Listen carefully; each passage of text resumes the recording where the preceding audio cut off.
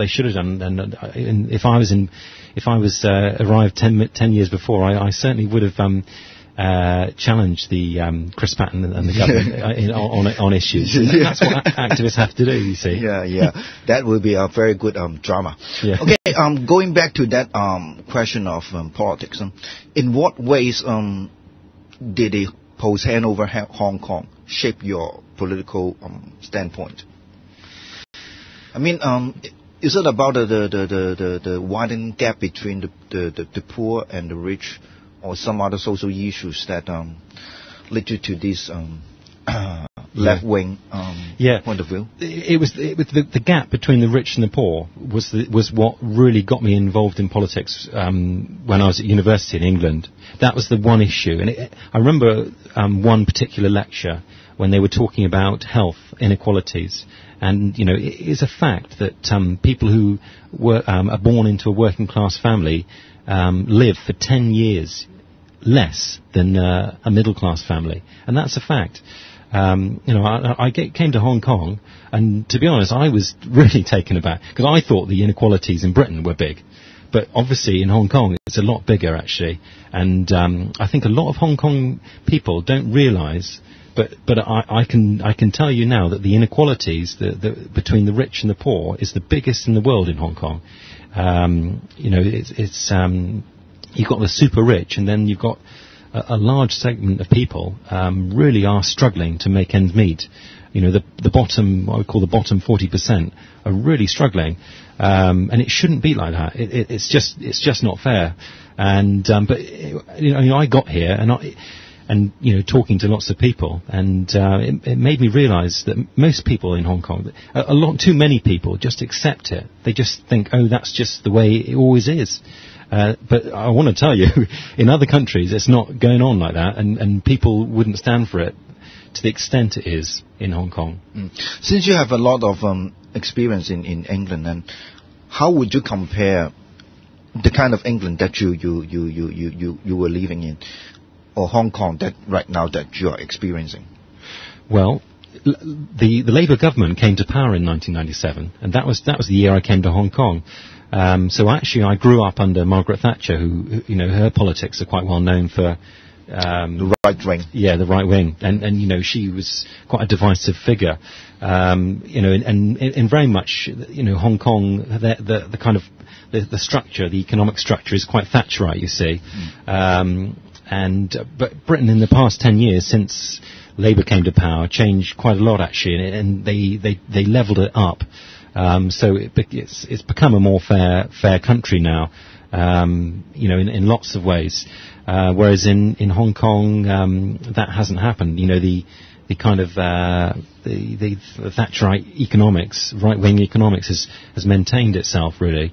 But I'm pleased to see that LSD has been born a couple of years now, isn't it? Yeah. And you know, that's impressed me, because I remember when I was at Hong Kong University, I was staggered that there was no actual political group, what I call left-wing political, you know, social democratic group. I was stunned. I was you know, aware that there were trade union groups, and I thought that was good, but I thought there really needed to be a social democratic group. So I'm very pleased to see that LSD has been formed, and I'm very impressed that the way it's grown, actually, as fast as it has. And I want to say to you guys, to the LSD, to keep going and what you're doing, and to keep building it up. Yeah, I shall tell Raymond about this. Yeah.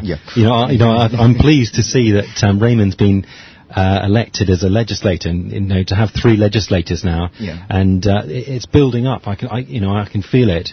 You know, and it's impressive that everyone in Hong Kong is aware of who LSD are now, and for a new political group. For example, in England, if someone started a new political group, it would be 10 years before half of the population even knew who they were, because just to get people talking about you and media interest is not easy.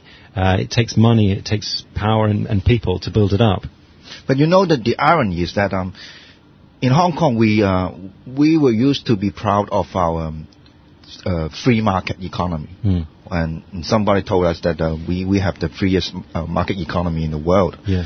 So do you think we should really be proud of that? No, I don't. No, I don't. And every year there's like a survey. It always comes out in the South China Morning Post or the Standard. They always say Hong Kong is the freest place in the world. And to be honest, I read that thinking there's nothing to be proud of. Correct me if I'm wrong. It is some kind of survey by a group called Heritage Foundation. Yeah, which is obviously a pretty right-wing group. I don't know if it's an American group influence, that whole ideology and way of thinking, I think people need to think about what they're saying before they start saying we should be proud. Yeah. But going back to political ideology, you know, since the collapse of the USSR and the socialism seemed to be not an option for the English people, because you see the results of the election. Okay, so I was quite surprised that you mentioned that in about 1997 that your political standpoint began to turn left. What kind of factors, what kind of influence that you have led to that kind of result? Well, I actually, in 97, I think I joined the Labour Party, actually. I wanted to support them, what they were doing there. So, that idea of combining democracy and social issues together, you see, because both of those are equally important. And what communism does, it doesn't have the democratic thing, you see. But, democracy is crucial, I think, as part of it. So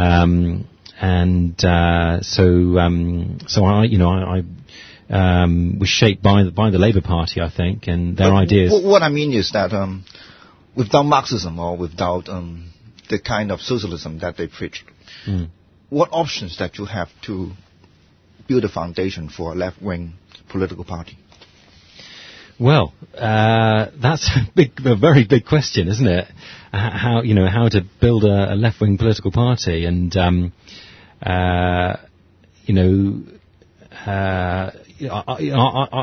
a great believer that in Hong Kong's biggest problem is not democratic, actually, and